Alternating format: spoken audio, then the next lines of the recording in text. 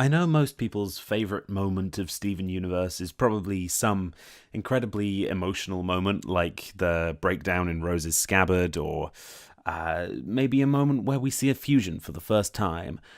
But mine is a more intimate, quiet moment that's just a moment of really good, simple visual storytelling.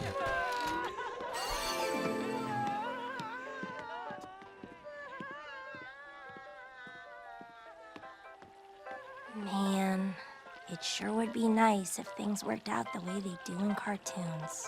Yeah, it would.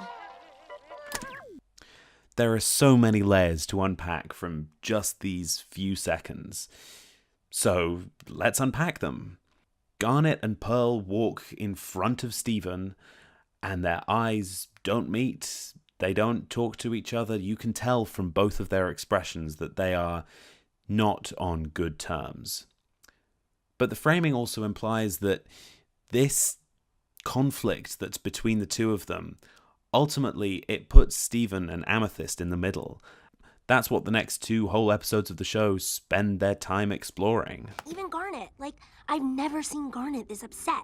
It's awful at home. I feel trapped. The fact that Pearl is willing to talk about the problem and discuss the mistakes that she's made, but Garnet isn't, is also expressed in the fact that Garnet leaves the frame and Pearl doesn't. Pearl stays still and you see the pain on her face, but at least she's here in the shot. She's not the one who leaves. Don't defend her!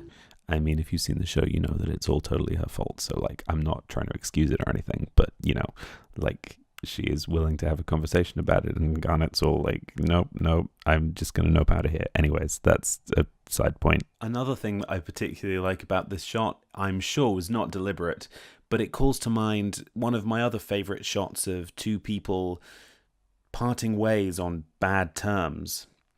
This shot from Seven. Something I love about the language of film is just how universal it is. So you can use the same shot to say the same thing in an 18-rated horror movie where everyone gets stabbed with knives all the time as you use in a little children's cartoon, which is all bright and colourful and, pretty damn happy. And the last thing that we've got to address is, of course, that little postmodern wink to camera. Man, it sure would be nice if things worked out the way they do in cartoons. Yeah, it would.